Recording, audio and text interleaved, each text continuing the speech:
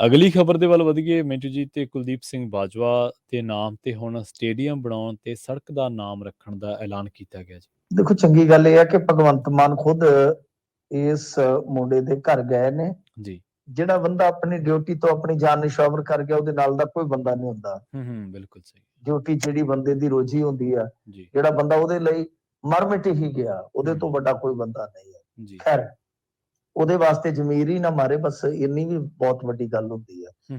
ਤੇ ਇਸ ਮਾਮਲੇ 'ਚ ਇਹਨਾਂ ਨੇ ਦੇਖੋ ਐਲਾਨ ਕੀਤਾ ਹੋਇਆ ਸੀਗਾ ਕਿ ਅਸੀਂ ਕਰੋੜ ਰੁਪਈਆ ਦੇਵਾਂਗੇ, ਕਰੋੜ ਰੁਪਈਆ ਬੀਮੇ ਦਾ, 2 ਕਰੋੜ ਰੁਪਈਏ ਦਾ ਚੈੱਕ ਜਿਹੜਾ ਖੁਦ ਮਾਨ ਸਾਹਿਬ ਨੇ ਜਾ ਕੇ ਆਪ ਸੌਂਪਿਆ ਵਾ।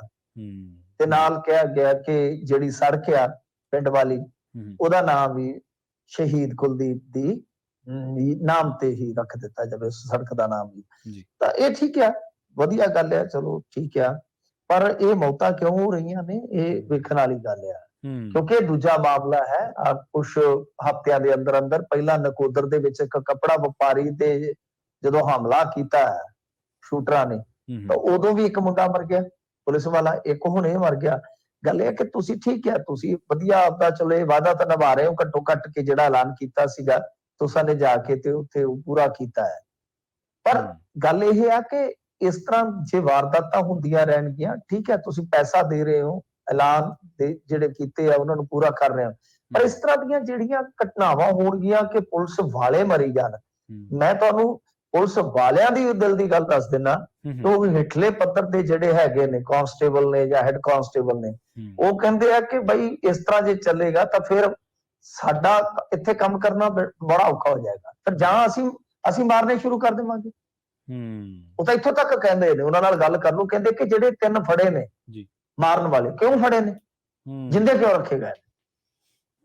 ਤਾਂ ਇਹ ਚੀਜ਼ਾਂ ਜਿਹੜੀਆਂ ਤੁਸੀਂ, ਮੈਂ ਇੱਕ ਸਿਪਾਹੀ ਦਾ ਹੀ ਤੁਹਾਨੂੰ ਰਿਐਕਸ਼ਨ ਦੱਸ ਰਿਹਾ ਇਸ ਘਟਨਾ ਤੇ। ਹਾਂਜੀ, ਬਿਲਕੁਲ ਸਹੀ ਹੈ, ਬਿਲਕੁਲ ਜੀ। ਤੇ ਗੱਲ ਇਹ ਹੈ ਕਿ ਇਸ ਮਸਲੇ ਤੇ ਬਈ ਤੁਹਾਨੂੰ ਥੋੜਾ ਸੰਜੀਦਗੀ ਨਾਲ ਸੋਚਣਾ ਪਵੇਗਾ।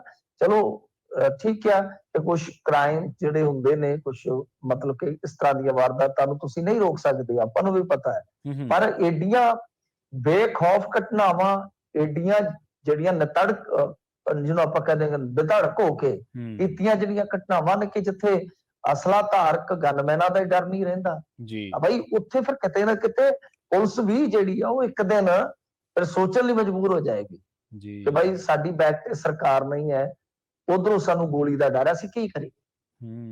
ਇਹਦੇ ਨਾਲੋਂ ਚੰਗਾ ਕਿ ਤੁਸੀਂ ਇਹਨਾਂ ਚੀਜ਼ਾਂ ਤੇ ਵੀ ਧਿਆਨ ਦਿਓ, ਤਵੱਜੋ ਦਿਓ, ਜਿੱਥੇ ਕਮੀ ਹੈ ਉਹਨੂੰ ਦੂਰ ਕਰੋ। ਚਲੋ ਇਹ ਤਾਂ ਵਧੀਆ ਕੀਤਾ ਕਿ ਪਰਿਵਾਰ ਘੱਟੋ ਘੱਟ ਜਿਹੜਾ ਹੈ ਉਹ ਸੌਖੀ ਜ਼ਿੰਦਗੀ ਕੱਟ ਲਏਗਾ। ਵੈਸੇ ਤੇ ਇਹਦਾ ਬਾਪ ਜਿਹੜਾ ਸੀਗਾ ਉਹ ਵੀ ਚੱਲ ਵਸਿਆ ਸੀਗਾ 2016 ਦੇ ਵਿੱਚ, ਇਹਦਾ ਫਾਦਰ ਵੀ ਪੁਲਿਸਮੈਨ ਸੀਗਾ, ਉਹਦੀ ਜਗ੍ਹਾ ਤੇ ਇਹਨੂੰ ਜੌਬ ਮਿਲੀ ਸੀ 2017 ਦੇ ਵਿੱਚ, ਹੈ ਵੀ ਅਨਮੈਰਿਡ ਸੀਗਾ। ਤਾਂ ਗੱਲ ਇਹ ਆ ਕਿ ਚਲੋ ਪਰਿਵਾਰ ਦਾ ਗੁਜ਼ਰ ਬਸਰ ਤੇ ਹੋ ਜਾਏਗਾ, ਜੀ ਦੀ ਕਮੀ ਜਿਹੜੀ ਆ ਉਹ ਖਲਦੀ ਰਹਿੰਦੀ ਆ, ਉਹ ਹਮੇਸ਼ਾ ਰੜਕਦੀ ਰਹਿੰਦੀ ਆ, ਪਰ ਇਹ ਆ ਕਿ ਗਾਂ ਤੋਂ ਇਸ ਤਰ੍ਹਾਂ ਦੀ ਨੌਬਤ ਨਾ ਆਵੇ, ਉਹਦੇ ਵਾਸਤੇ ਵੀ ਤੁਹਾਨੂੰ ਸਾਰੀਆਂ ਚੀਜ਼ਾਂ ਪਲਾਨ ਆਊਟ ਕਰਨੀਆਂ ਚਾਹੀਦੀਆਂ।